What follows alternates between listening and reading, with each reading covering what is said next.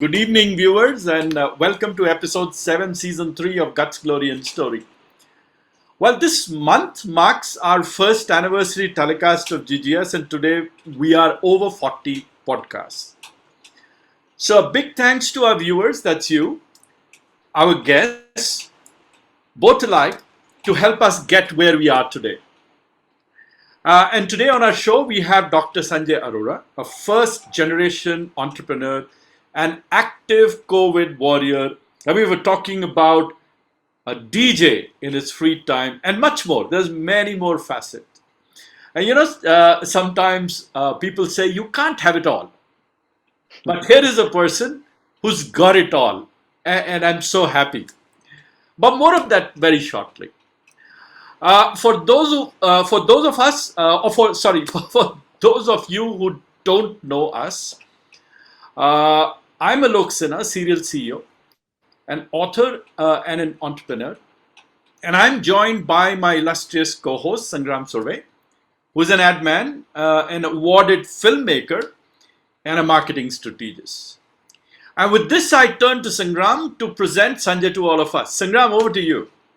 Thank you, Alok.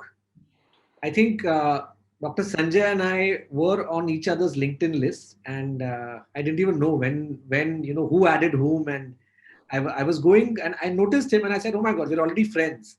And I could see the great work that he was doing for COVID. I saw some of his great podcasts. I saw some of his great articles, and I told Alok, "You know what? One of our potential speakers is already there on my list, and I didn't even know about it."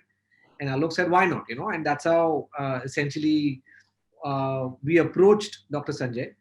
And I think all of us have been touched by his brand, right? I think during COVID, I know for a fact that a lot of close relatives, friends were actually tested at Suburban. I myself, when my brother was tested, I was there at Suburban Diagnostics, and I think uh, his great work, which he's doing during this entire pandemic as a COVID warrior, has also touched our lives in some of the most sensitive periods in our lives. Uh, but yes, I think apart from that avatar, there's a very lighter side to Dr. Sanjay, which we will discover later during the show. He's a DJ. It doesn't look like one, but he's a DJ, yes. He's a hobby DJ. He's a chef. Uh, and I think he's got a wonderful personality beyond the doctor avatar that we see, right? We shall unveil, layer by layer as we go through the next 1 hour and discover more of Dr. Sanjay's life and his 27 years of building, Suburban Diagnostics the way it is. So we shall straight away jump into our first question. And I think, Sanjay, everyone knows about your brand, right? Everyone, I think it's kind of touched all of our lives. But you're a first generation entrepreneur. So you obviously built this yourself. And we obviously know your story because we did a pre session with you before today. But we would like everyone to know how your journey started. Tell us a bit about the founding story. And we just heard an interesting nugget that you changed 5 schools in 10 years, right? So how did all of those experiences lead you to creating the brand that you're heading today? So first of all, Alok, thank you for making me feel so good about myself. And Sangram, thank you so much for you know uh, introducing me the way you did so passionately. Thank you for giving me this opportunity to speak on this platform, and thank you to everybody who's part of this podcast today. Thank you, everybody.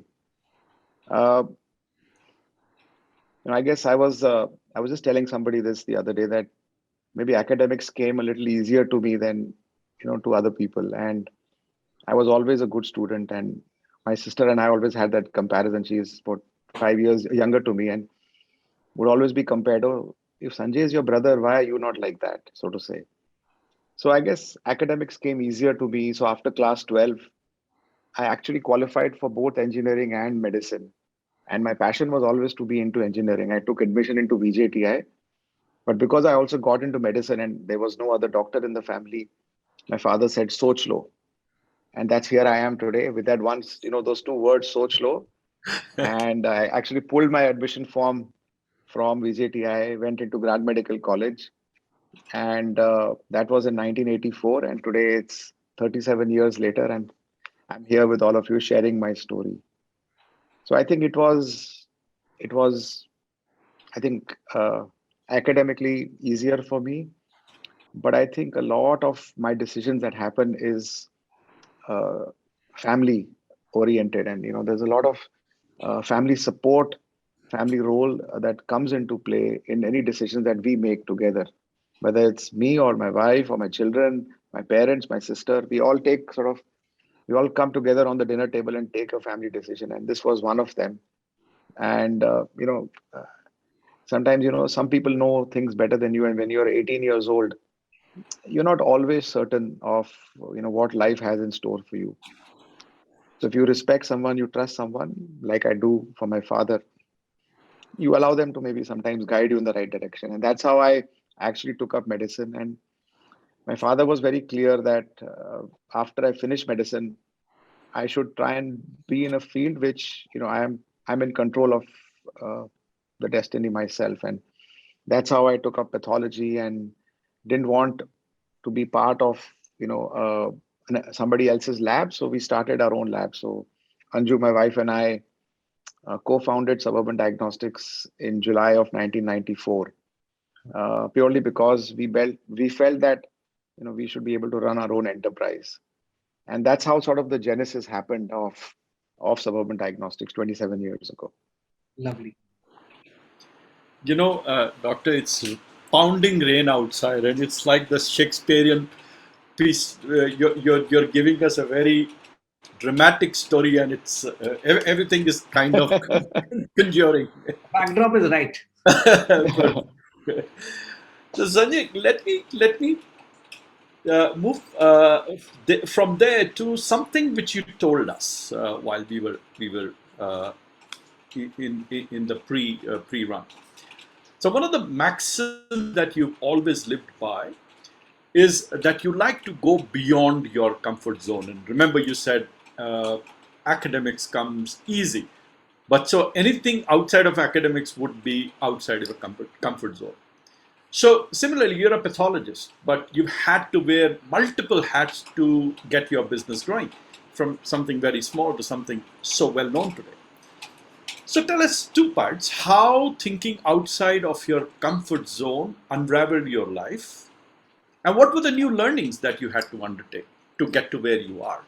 And tell us a little bit more about Suburban also in this piece. Sure.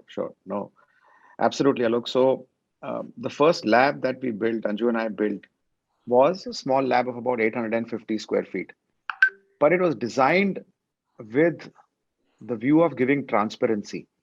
So the one objective that we had and we continue to have is to demystify this whole area of lab testing. Once you give a blood sample, you get the report at the end of the day, and you really don't know what's happening in between that time you gave the sample till you get the report. And my belief has been to demystify that right from day one. So our lab was it did not have those opaque walls, had glass walls. So you could actually see what's happening, like an open kitchen, sort of say.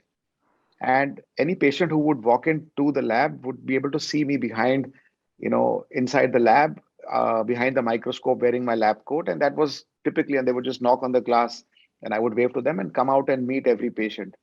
And that sort of was the genesis of the sort of core belief that we have in Suburban of customer intimacy.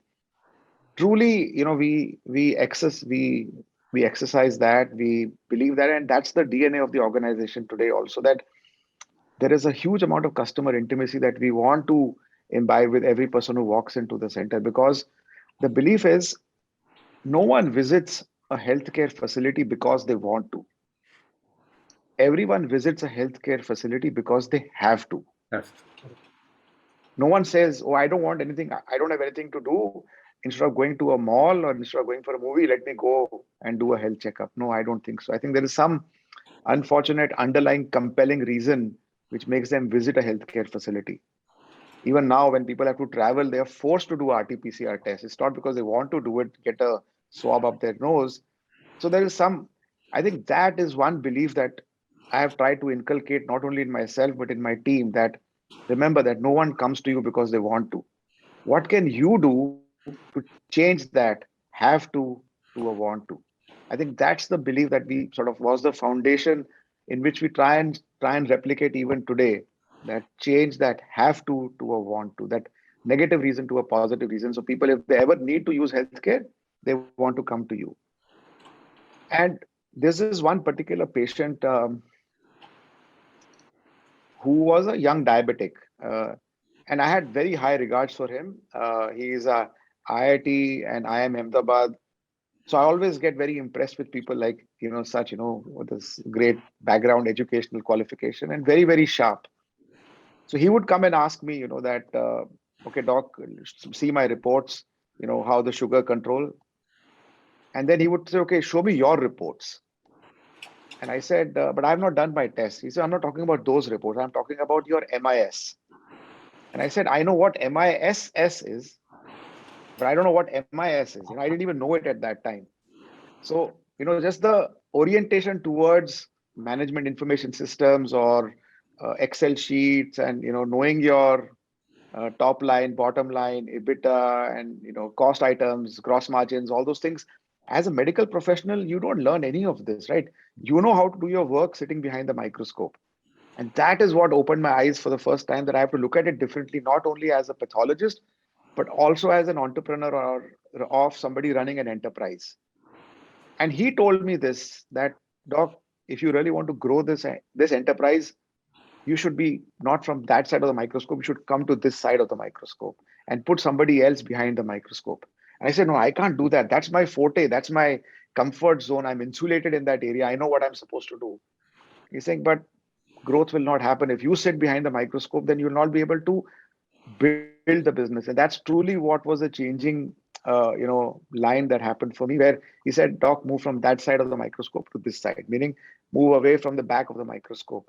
So the first pathologist we took on board took me almost 6 to 8 months to actually let that pathologist, and these are all qualified MD pathologists. Took me 6 to 8 months to let that pathologist start reporting independently. I would still cross check everything that new pathologist did, cross check every report that pathologist signed. It took me that much time to build the confidence. But had I not done that, I think today we have a team of close to 100 medical professionals that work with us. That was a sort of inflection point, I would say, that big change that happened, where today we've institutionalized, getting a new pathologist on board. We have a full checklist, we have competency assessments, we have the whole induction protocol, because we want people to do it the suburban way, something which we have learned and sort of practiced and perfected over the period of time. So I think that was the big change that happened, where I was able to induct people to take care of that part of the enterprise, so that I could then build more of such outlets. And today we have about close to 200 locations across Western and Central India. And like I said, of the 1,000 people that we have, about 100 are full-time medical professionals. I think that was the sort of genesis of how it happened, purely because of that person asking me what is MIS. There were, if I can, I remember when we were having the tea off last week, you also mentioned that today there is a litany of tests. There is a series of tests which gets conducted. Many a times, many of those tests are irrelevant or not needed. And you took the first step, and I think this is in favor of what you're talking about, creating trust and making sure that people come back to you. And you said that some of those you just removed from your total list of tests, and you Test menu. explained to people why you have removed. Tell us a little bit more about it, because I am not a doctor and I thought that was a very interesting piece. And what kind of tests are these? So the example that I like to give is, when how I define a surgeon. A good surgeon is someone who knows when not to operate. Yeah. So, take the right decision. So similarly, a good lab or a good diagnostic center is the one which will tell you which is a test to do, and also which are tests that not should not be done. So I'll give you an example. There is a test called PSA, prostate specific antigen, Yeah. which is a test for detecting prostate cancer. But when we were in medical college, there was a test called acid phosphatase until PSA was discovered. So I remember when we started Suburban Diagnostics, we were very happy that we could, offer PSA as a test. So anytime a patient came for acid phosphatase, I said, I'm sorry, I don't do this test because this test is far superior, far better. PSA is a far better test. I'm not even going to do this test. Mm. Similarly, tuberculosis. Uh, Unfortunately, despite India being, one of the countries where TB is so prevalent, there is no one specific test that will tell you for sure do you have TB or not, unless you can actually detect the TB bacteria in that sample. So if you do a sputum sample and you grow the TB culture, but there's no blood test that can actually tell you for sure whether you have TB or not. So, but there are many labs that were doing a antibody test for TB, which I was very confident that this is test is adding no value at all. So I would tell people, so I'm sorry, I don't do this test because I don't believe in the value of this test. And a few years later, I was vindicated when WHO actually banned that test completely from the test. But in Yeah. that interim period, my sales team was very unhappy that, all other labs are doing it. Why are we not doing it? I said, that's okay. I mean, everybody has their own conscience. My conscience does not allow me to do something which I believe is not going to make a value addition to somebody's life. So, like that, we have few tests. We have a book that we published where we have one chapter which says tests that should not be done. For example, there's typhoid, very common condition. The most commonly done test is a Vidal test, which is again a Yeah. blood test. But a much better test is a blood culture test. Mm. Now, Vidal test, we have a 4-page leaflet that we have printed and circulated across to doctors why Vidal test should not be done. Now, I mean, they would think, why is the lab talking about tests that should not be done? They should be talking about tests that should be done. Correct. But then we also say, don't do Vidal test. And why should you do blood culture? Why is there a difference? How that makes a difference on diagnosis, how it makes a difference in treatment. So, like that, we decide sometimes when to do a test and also when not to do a test. That for me is very important. Yeah, yeah. I think you said something very interesting, and I think I was reminded of this movie. I think in the field of medicine, I think one of the pathbreaking movies was this movie called Patch Adams, which Yes. had Robin Robin. Williams. Yeah. I think which I think later got adapted into Munna Bhai as we know in India. Of course, Munna Bhai went on a different track, but I think Robin Williams' first principle was to kind of go against medicine or the practice of medicine, which says keep your distance from the patient and be so that you become objective. And he said no. I think it's care and concern that and love actually that heals. So I think I was reminded of that when you. No, you brought such an important point, Sangram. I'm just sorry. I'm just adding something which is very Please, important. please, please. So recently, I did a podcast so I do podcasts with medical professionals every two Right. weeks, and I'll share that link with you guys as well, so you can send it to your audience. So recently, I did a podcast with a doctor who is a family physician practicing in Dadar. Now he's my closest friend from medical college days, but I didn't do the podcast for that reason. So I was roll number 5, he was roll number 10, and we've been friends since 1984. So it's 37 years that we've been the best of friends. Now Hemant did not miss a single day of his clinic. He's a family physician in Dadar, has not missed a single day of his clinic from the time COVID was announced. From March last year till today, he has not missed a single day of his clinic. He has gone to his clinic every day, morning and evening. And many other doctors, and I know so many people who have actually shut their clinics, started going on to telemedicine and things like that. But Hemant went religiously to his clinic.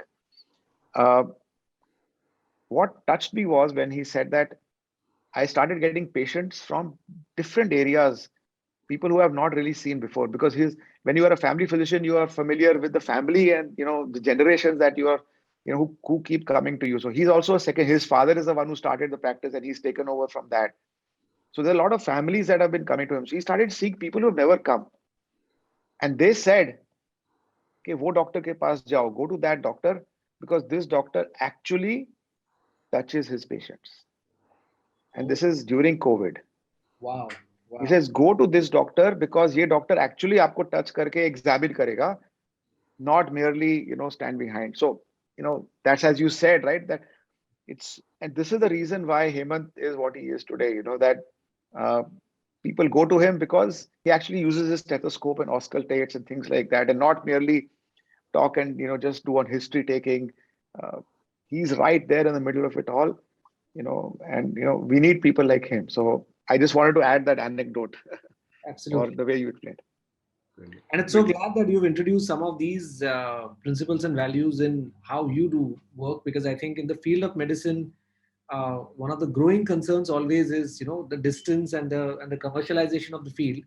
And in such a time, to hear of practices which kind of, uh, you know, justify doing the right things, those become so Yeah, very important. absolutely. Going to the next, I think one of the things that we also read amongst some of the principles that we believe in is how mistakes are essential, right? And Yeah, how I think far from running away from mistakes, I think one should embrace mistakes because mistakes always have something good for you. What are your experiences since it's such a strong belief, and which would you count as being the biggest mistakes in your life which have actually contributed in you becoming better? sure. No, I think no one is perfect. That's the way I started. Everybody is going to make a mistake. So we actually have a clause within the organization, and we have multiple centers.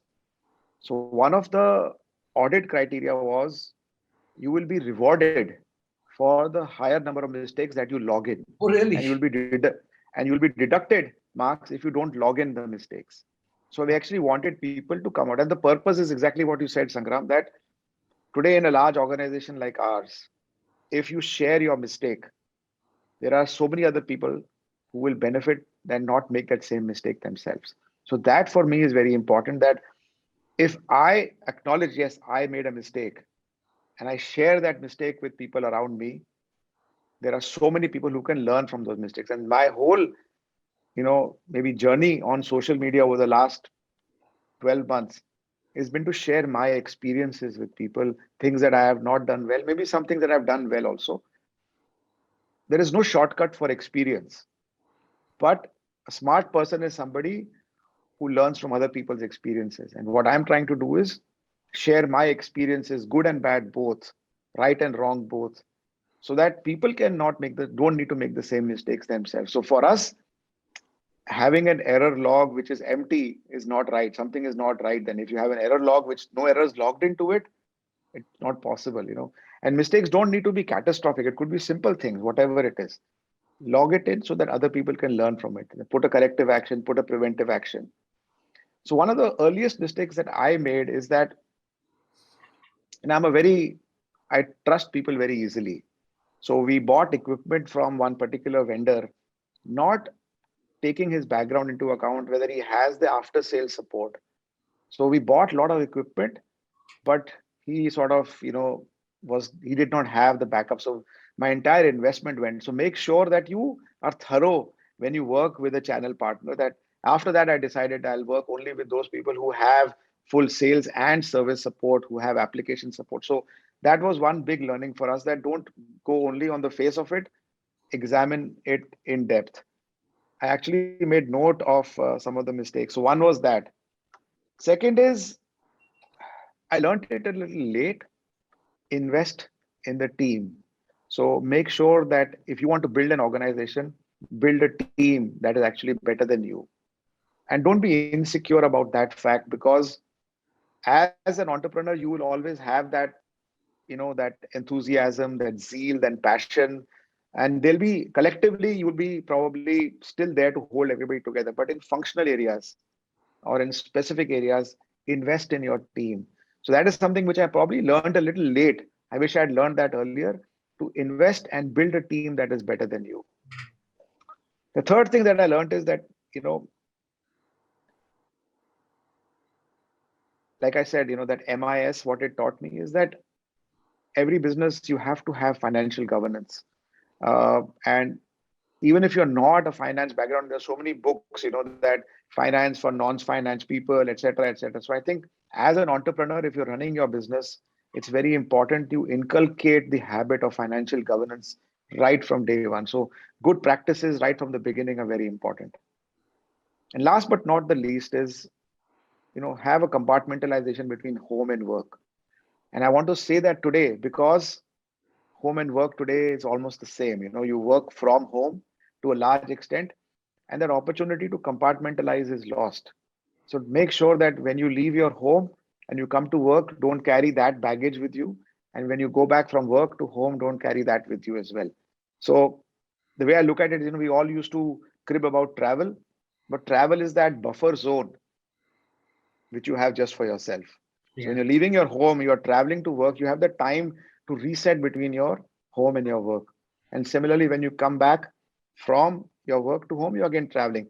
Because the travel is lost, you have to find ways to reset or compartmentalize. So try and do that in whatever way we can today. A very good Indian custom is when you come home from outside, you remove your shoes. So remember that when you're taking off your shoes, it's in one way telling yourself that part of my day is now off. I have hung my keys for the day. I have pulled my shutter down for the day. I have taken off my shoes for that part of the day, because people at home don't need to get what happened at work, and people at work don't need to get what happened at home. So try and find a compartmentalization between this. These are the maybe some of the mistakes that I used to make. I would carry, and my kids used to tell me, they could see it on my face. You didn't have a good day at work today, right? You must have shouted at somebody or something did not go right. I don't think people at home deserve that. Yeah. I think I'm gonna. I think my wife is sitting in the audience today, and I'm sure she's definitely going to say that this is one mistake that you have to learn from, because I find it difficult to switch work off. But I love the Yeah. way in which I think you've made these very zen-like little routines, which remind you and bring you back in the present. Right. I love the routine of hanging, the significance of hanging your keys, saying that okay, I've left Yes. my office here. Okay, I've Yes. left my work outside. Lovely. Correct. But I think that question on mistakes was so pertinent, because I think even when I talk about my life, I think one of the things that I always love recounting is University of Hard Knocks. Every single thing I learned in advertising, it is by making and paying for those mistakes through my nose. Because never again Absolutely. make those mistakes again. Yeah, yeah. No, I think it's very important to acknowledge that you made a mistake, but learn from your mistakes is very important. Learn for yourself, learn for others. It's not okay that if you make the same mistake again, that is not right. Yeah, absolutely. If you don't learn from the mistakes, then making that mistake in the first place was a waste. Then in a By the way. way, with your kind permission, I'm going to steal your error log idea, because I think it's fantastic. I mean, the whole No, idea. please, absolutely. No, please. By there is no patent on anything that we are speaking today. So please go ahead and use it. I'll be happy to, in fact, share the format, or if somebody wants to have access, I'll ask my quality assurance team to share that format, how they do it. Absolutely happy to do that. Very, very, very graciously thankful. Doc, I like what you said just now, and it's like a realization that is dawning that the travel from office to home and vice versa, from home to office, was a buffer zone which we never understood about. Yes. And we never realized. And you're right. I mean, there is no switch off, there is no switch on. And maybe that is the reason why each one of us are doing different things. And I won't take that part of the thunder away from your sequence, because when we come to that question, I'll ask you. But I now realize why I'm doing some of these things unknowingly. Uh, I think it's that delineation. Sure. Uh, but coming to the company again, and your company was at the forefront of fighting COVID, and there was a very significant reason why you were the first guys to get approvals, and I'll let you answer. So tell us two things. One is very specifically to you. This was an extremely trying period. You gave an example of the doctor who used to come every day, and I think the same was must have been true for you. And so, what did that period do to you, and what did that teach you? And second, what do you think? And I think this, in general, someone from of your stature, people would like to know what lies in terms of COVID ahead for India. Mm. Right? So both the questions, if you can give Sure. us Sure. insights. So Alok, I think the first thing that happened when we were among the first. So there were 4 labs that got approved on 22nd of March 2020 to be eligible for COVID testing, and we felt really proud that we were one of those 4 labs that was approved. And I think our team had started doing work even before, so that we were eligible for that opportunity. And this is all India Uh, you're talking, 4 labs, all all India. India, Right. yes, yes, yes, yeah. And The first test we did, we reported the first test on 24th of March 2020. And that date will always remain with me because 24th of March happens to be my birthday. Uh, so there are 2 days in your life which are important: the day you were born and the day you realize why you were born. Both happen to be on the same day for me. I was born on 24th of March, and 54 years later, maybe it took me that long to realize that there is a reason, there is a purpose.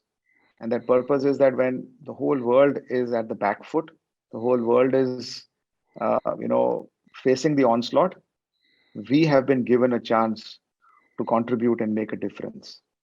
And that sense of purpose is what brought the team together. And I think the biggest learning for me was when we asked our team, who wants to be part of this journey with COVID. On day one, more than 90% of people put their hand up and said, I want to make a difference. Wow. And that was the most reassuring thing for me. The 10% of people perhaps were not able to travel or whatever reason because there were so many travel restrictions at that time. And more than that, Alok, is the family support that each of our team members got, because we have a large percentage of people who are in their 20s and early 30s. So families again play a big role. So, I'm so grateful to the courage that the family members showed in allowing their, sons or daughters or brothers or sisters or whatever it is to be part of this. We had over 250 people, maybe 300 people who contracted COVID. Touch wood, all of them are safe, they have recovered, and everybody is back to work, each and every one of them. Of course, our team really took good care of people who contracted COVID, first wave, second wave, till date. But I think that was very important, that sense of purpose that brought all of us together, and the realization that we are here for a reason and our work matters. And that continues to be today also, that we are here to make a difference in people's lives. And that was perhaps the biggest takeaway for me over the last, a year and a half. Going forward, that's a great question, Alok. I think it's $1 million question, which, if anybody can truly answer. But I believe that I think uh, I would encourage people to continue to mask up. Um, don't drop your guard. In boxing, there's a terminology, you drop your guard and you get hit. So keep yourself vigilant. And the best way to stay vigilant is to wear a mask. Uh, don't, you know, assume that things are tapering down, because things will come back, sooner than later if you don't, if you're not careful. Uh, get yourselves vaccinated. I think if you remain masked on your nose and mouth completely and you get vaccinated, I think we can at least blunt the impact of what's in the future. And there is a very high probability that the third wave will happen. And somebody joked, that the third wave was supposed to happen in August, September. What happened? No, it's got delayed because of the Afghan crisis. So, almost like a joke. But, we don't know when it will happen. We know that the Delta variant is far more infectious. It spreads much easier, and it's also infecting people who have been vaccinated. Though the people who are vaccinated are far less symptomatic. Had they not taken the vaccine, they would have been more symptomatic. So vaccine is also playing a role. So I think a combination of vaccination, masking up, and staying vigilant, in the sense, don't try and drop your guard by partying or doing things like that as far as possible. uh, I think we can blunt what is in front of us. So there is anticipation of a third wave, but I think these two elements will definitely reduce the burden. But I think it's anybody's guess when that there are some cases like Kerala already. We are seeing some cases in Mumbai already, some pockets in Mumbai, some housing societies where multiple people have suddenly been contracted. Uh, at the peak of the second wave, we were getting requests of almost 10 to 12,000 RT-PCR tests a day. Uh, it's come down to about 3,000 test requests a day since the last 2.5 months. But it has not gone down. That's the point I'm trying to make. The test requests are still about 3,000 every day. It's not that it's gone down to 1,000 or 500. And we are seeing still, even now, about 5% of a positivity rate from the database that we service. So it's still there. It's lurking. So we should encourage people to just be careful and be vigilant. Are we talking booster shots, doctor? I mean, the way No, they. no, absolutely. I think many people have taken their second shot almost 4 or 5 months ago. Um, and we see some people, the antibody levels have started going down. And I also think the booster shots will incorporate some of the variants that have been formed so that they'll be able to address the variants better. So I definitely feel that if the data on what we call as breakthrough infections, those infections that happen after vaccination, if that data is provided to vaccine manufacturers, they'll be able to uh, redesign their booster dose to be able to address that better. So I think sooner rather than later we will see booster shots. Yes, I would encourage that, in fact. So we still have a long way to go before we see the end of this. Yeah, I think it's all in us. I think we will control our destiny to some extent. I think so. If we remain vigilant, if we get vaccinated, we mask up, we don't drop our guard. I think we can control our destiny far better. Absolutely, absolutely. Moving on to lighter topics now, from talking about grim COVID, Yes, which yes, we please. avoided throughout the season. I think one thing we've avoided like a plague is any discussion on COVID. But we couldn't help Absolutely. your views on the subject, given your expertise in this particular domain. But I think what Sure. interests us most, and I think I've seen some of your LinkedIn posts, and you told lovely anecdotes in our pre-session discussion, is your other side, doctor, where you're a chef, and where quite unlike a doctor who's a pathologist and who's the head of you're a DJ and you love techno music. So that comes as a refreshing surprise. Would love for you to expose that side to us and the audience. And do add So I the anecdote, doctor, about uh, Ranveer Brar and five dishes and a lot of things which you were talking about. Do add yeah. that. So let me start with cooking first. So I think uh, my mother was, a wonderful cook. My mother-in-law is a wonderful cook. My sister is a trained chef. She's chef from India's premier catering institute at Dadar.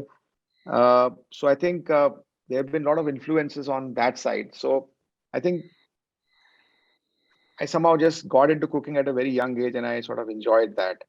Of course, my sister during her catering college days would cook up some amazing food for all of us. So we got exposed to world cuisine very young. But then she moved away from her profession of being a chef and she moved into corporate life in McDonald's, and she sort of moved up the ladder there and she actually stopped cooking. So then I decided that, somebody has to continue the tradition in the family. So I got into cooking myself, and I, follow chefs, and I have cooking books, and I follow blogs, and I download recipes.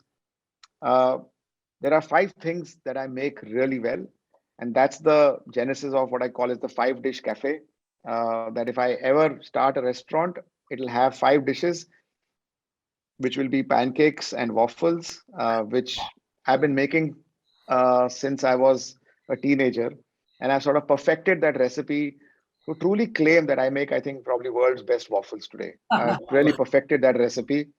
Uh, Egg Benedict is something that I make really well because it's not easy to make hollandaise sauce. So I've perfected that. I make a pretty good chicken dish with mushroom and baby corn and a cream cheese. So that's another dish that I make really well. And perhaps I make a very good apple pie from scratch. Right, making the dough. So some starters, some main course, some breakfast items, and some dessert. I know the vegetarians will feel left out, but I'm trying to see if I can also learn some more vegetarian dishes. But that's the five-dish cafe, and I have lots of friends, who are chefs. Ranveer Brar is definitely one of them. I met him at a show where both of us were, speaking, and I just went up to him, and we've become friends since then. And I follow him. I think he's got a huge following, but he also then gives me tips. Like I made a mutton dish that he wanted with some particular mirchi that you get from Rajasthan. So he told me how to ferment that mirchi, put a little good into that. So these small tips that I learned from him, and I made mutton based on his recipe. So I love doing that. I think I have every restaurant that I go to, I make sure I interact with the chef personally, uh, call them out, appreciate the food that they're making, and then discuss. So the apple pie is actually a dish that I learned from one of the chefs in one of the restaurants. He told me how to make it. I noted it down, and I've been just making it since then. So it's just that. So I love cooking food. I make breakfast for my family every Sunday. Would be happy to host you guys whenever there's an opportunity for doing that. So that's the cooking side of it. Music, I think I would credit my stint in Canada when I was in school. That sort of just exposed me to music completely in a different way. And then when I came back, I think that just stayed with me. And I don't know. I mean, I think as Indians, we are blessed because we can appreciate Hindi music, Hindustani classical, the various, the languages that are there. And then you can also appreciate English or world music. So I think that's been a blessing for us that I have a good fondness for Hindi as well as English music. And my favorite pastime is to invite friends and just take out I have a very large collection of CDs today, even till today. So I'm one of those few people, while everybody listens to digital music, which is compressed files, so you don't get that same audio quality. And until people hear the difference, so I'll play you the same song on a CD, I'll play you the same song on, from a Bluetooth device, but I'll also play the same song to you from a record, album, LP, and you'll be able to differentiate how each platform, has a different way of reproducing sound. And then people, once you make them sit in a particular place at a 60-degree angle to the two speakers that I have, and how you should not listen to music in surround sound, but only two channel, because that's the way music should be heard. Because if you put it in surround sound, the same signal is distributed. It doesn't give you that level of clarity and uh, acoustics that you need. So all these things, I guess, and I have. I'm happy that I was able to invest in a music room in my house, which is designed by a sound engineer.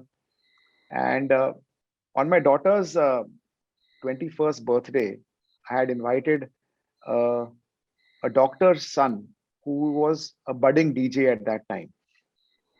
And when he was playing just before the crowd started coming in, I was just mesmerized by the music he was playing. And his name is Arjun, but he goes by the name DJ AJ.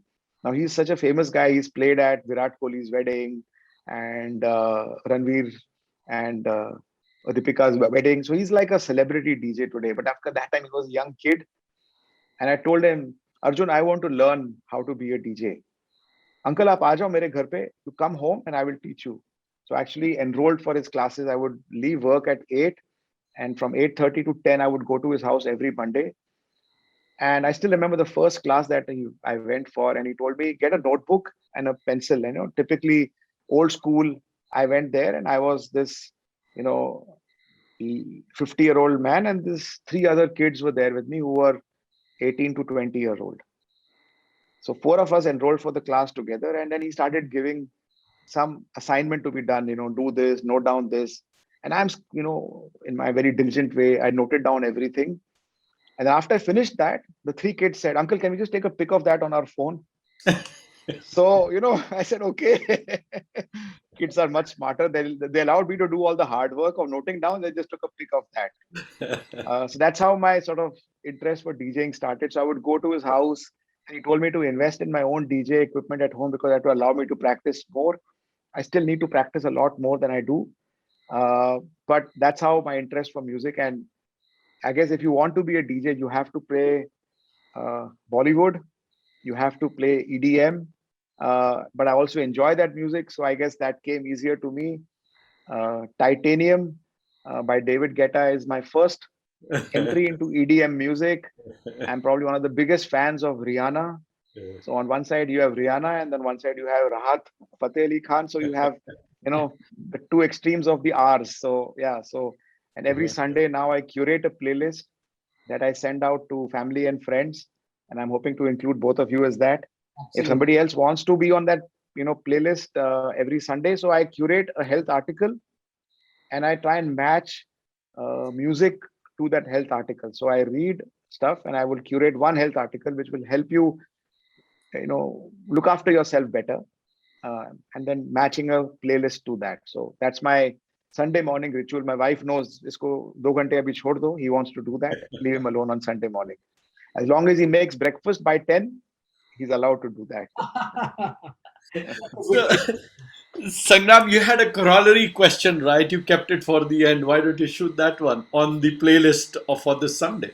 Oh yeah. I think he has a special curated playlist which he's graciously offered to share with us this Sunday since we've newly become friends. Yes, But he has a yes, story to yes, it, right? And I think yes. Sanjay should tell us about what is the story behind. Yeah. So, I have a very wide repertoire where I listen to music digitally largely to just get fresh ideas. So I was listening to, I don't know how many people would know this song. Alok and I probably definitely will, but I don't know how many other people. Sangram is still much younger. Uh, the a musical, instrumental music called "Come September." Yeah. Sangram has no clue what we are talking. Completely. So and you are forgiven because it's a old tune from the 70s. It's an instrumental, and it used to be played at all the parties probably in the 70s and the 80s. It's a very nice tune. And I said, come September, remind me that September is just round the corner. So I'm curating a playlist that have the word of each month as part of their name of the song. So there'll be some January, some February, some March, April, May, and then all the way up to December. So I'm just curating a playlist now, which is called Come September, because you're welcoming September, next week. So while Come September is one of the songs, there'll be another series of songs which will have the name of a month as part of the name of the song. Very And that's what I will be sharing this Sunday. Uh, I was quite happy that I was inspired by this idea just listening to Come September at this time of the month of the year, and that's how I'm sharing that list.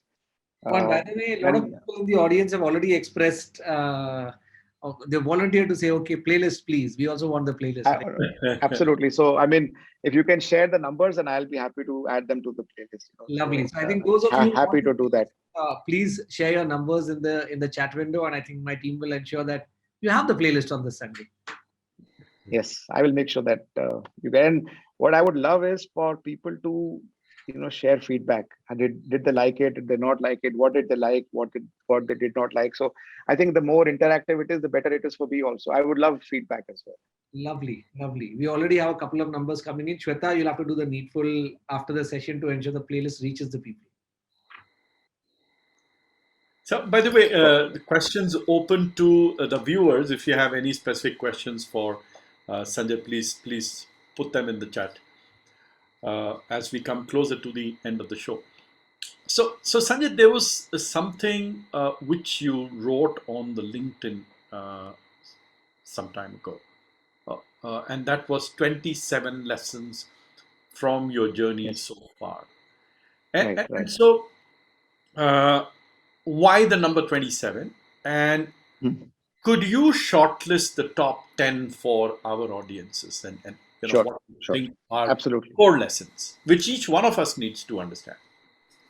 So 27, because we celebrated our 27th anniversary of Suburban Diagnostics in July this year.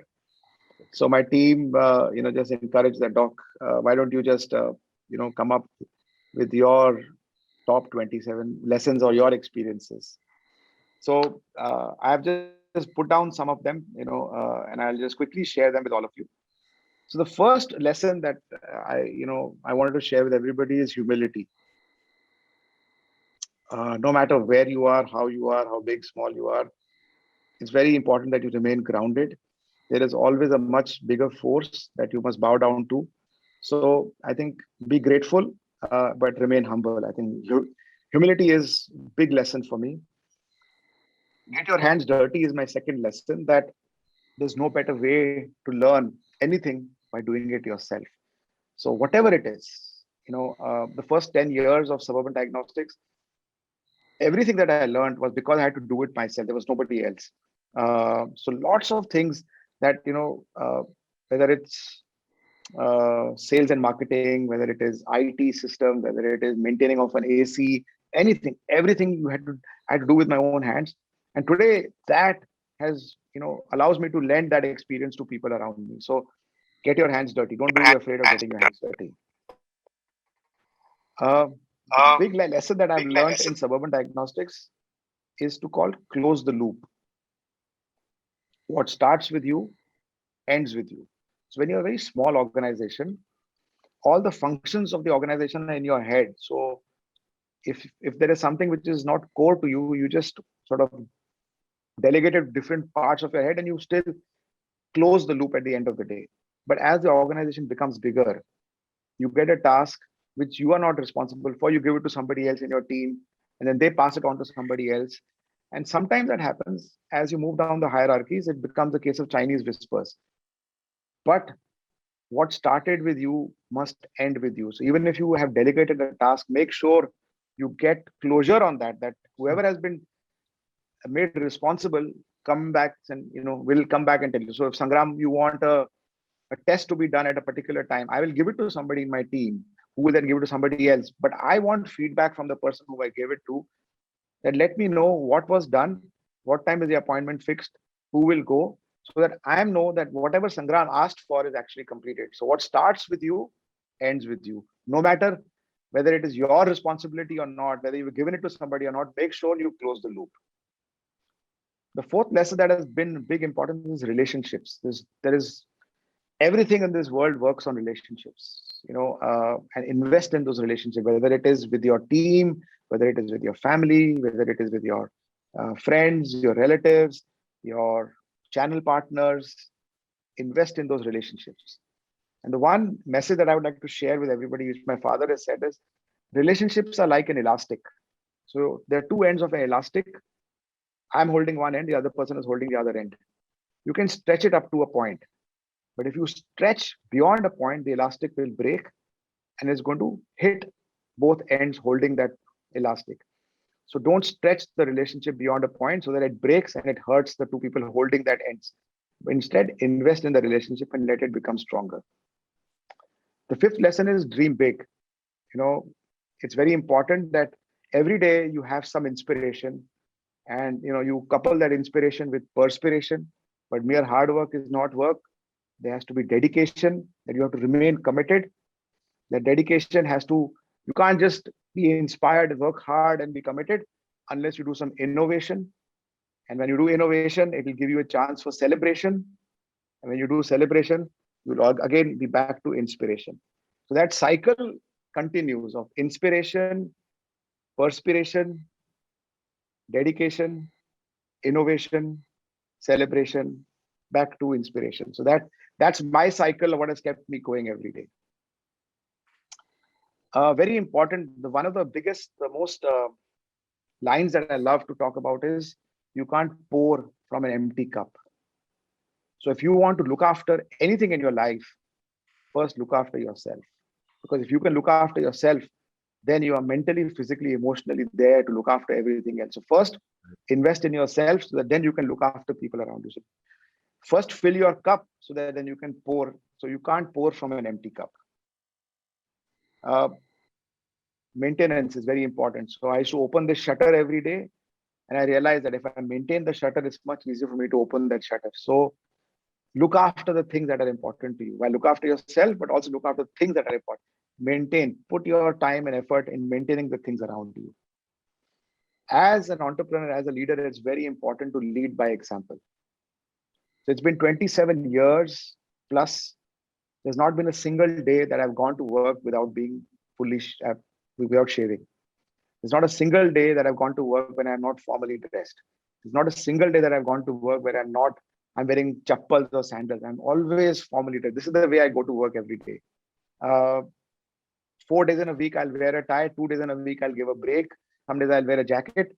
It's just the way I want to. So I want to lead by example. If you want people to come on time, but you don't come on time, don't expect that. So if you want people to come on time, make sure you come on time. If you want people to behave in a particular way, you behave that way first. So lead by example, show people what the right way is. As I mentioned earlier, you must find ways to reset, to unburden your mind. Don't carry work home, don't carry home to work. Find ways to, reset. So whatever works for you, maybe. And the last will give you an example of what happens today is create white spaces on your calendar. What typically happens is you think you had a great day today because you had back-to-back meetings. But what actually happens is in between meetings, there is no time to reset. There is no time to reflect. There is no time to rejuvenate. There's no time to just recharge your batteries. So in between your two meetings, please create a white space, especially in the world that we're living in today. So make sure you create white spaces in between meetings so you can reset, you can rejuvenate, you can recharge yourself, and then you can re-energize to go back to the next meeting. So create those white spaces. So these are some of the lessons that I would look. I'm happy to elaborate if you have more time whenever to elaborate more on these. But these are some of the lessons that I wanted to share with everybody. And I remember you when we were talking initially, you were talking about the fact that every day you lifted the shutter, and that taught you Yes. humility because you had to bow down. And maybe you should talk about that. I think that was I think it is mentioned such that. a beautiful example. Such a Yeah. So beautiful. when you have, so I had to reach at 6:45 in the morning to open the shutter right in the beginning of starting the enterprise. And if you remember, if anybody has opened the shutter, you have to first bend down, unlock, and lift the shutter up. That exercise of bending down to lift the shutter is in a way asking you to bend down to something which is bigger than you. It's teaching you humility on a daily basis. So that was the exercise. You have to have a strong back. So look after your back, exercise. You have to have good muscles to lift the shutter up. So it teaches you humility, it teaches you fitness, it teaches you maintenance, like I just said. So, we can have a separate session only on the lessons that I've learned by opening the shutter every day. I Absolutely, we need to get you back. We need to get you back, Doctor. Absolutely. I think if I were to title this episode and give a moniker to Sanjay, I would very well call him the god of little things. Because I think there is so much brought out of really small things which each of us really ignores or takes for granted. But I think the attention that you should pay to detail and the attention that you pay in these otherwise insignificant things in our lives and derive meaning through that, that is my take out of the session. I mean, right from putting the keys, right from removing your shoes, lowering down the shutter. I think it also goes in the vein of what we read in Zen of being present and giving full importance to whoever is there and whatever is there in front of you. Absolutely, in the moment. Absolutely. I remember the last time we spoke, I wanted to show you my business cards. Maybe for everybody, benefit. There are two sides to a business card. This is, I don't know if you can see it. This is the professional side where the name of the company, my designation, everything is there. Then the flip side is my personal, what my personal interests are. And I'll read them out to you. There is the 5 dish cafe. There is aperture control because I love photography. There is music and lyrics because we just spoke. Global traveler, but all, as you said, attention to detail is one of the aspects. That I that's the way I operate. That I have you do it with your full commitment, as you said, Sangram. It's all or none. Do it completely or don't do it at all. Absolutely. Absolutely. Lead a beautiful life, pay attention to the smaller things, and those are my takeouts from the day. And I think with that, Thank Alok, you. we've come to the end of our session again. And a big, big, big, big thanks to Dr. Sanjay. It's glad we connected over LinkedIn. It's glad we invited you and we learned so many things from you. And I think, Shweta, you have a big responsibility. A lot of people have left their numbers in the chat. So you have to collate all these numbers before this chat ends and send that to Dr. Sanjay over mail. And then I think we wait for another 2 days to enjoy lovely music from Dr. Sanjay. And Yes. one more thing I think I'm going to take you up on is maybe a chance somewhere in the distant future to experience Egg Benedict and your curated music on one of the Sunday mornings. Absolutely. Absolutely. I would look forward to that. Be happy to host you guys. Absolutely, absolutely. And Absolutely. really wish you all the best to see the 5 dish cafe also come to life. We'll be one of the first customers to walk inside when you do. Yeah. Look forward. Look forward. Thank you guys. Thank you so much. And thank you all for attending today. Alok and Sangram, thank you again for giving me this opportunity of sharing, my experiences with all of you. Much appreciated. Thank you. Absolutely inspiring conversation. Absolutely. And I think he put it very well, Sangram. God of, you didn't say God of small things, you said God of little things. I think that should be the title when we repost this. Absolutely. So, I think that's too lofty a title. Man of little things is fine, That's I humility speaking uh, again in practice, huh? No, no, no. No. number I one, think, humility, he said. yeah, absolute. I think we need to remain grounded. I think a man of little things is fine. Thank you. Absolutely. But thank you very, very much. It was Thank you, so guys. Thank you. inspiring, so pleasurable. Thank you very much. Thank you. Thank you. Take care, everybody. Stay safe. Final goodbye from all of us, and we shall be skipping next Friday. I think Alok is traveling on that day, but we have an interesting speaker lined up for the next few Fridays, and we'll announce it in due course of time as we do over email and on all our social media platforms. Till then, thank you for being with us, and have a great weekend. Bye. Thank you, everyone. Have a great weekend, and thank you, Doctor, once again. Bye. Bye. Thank you.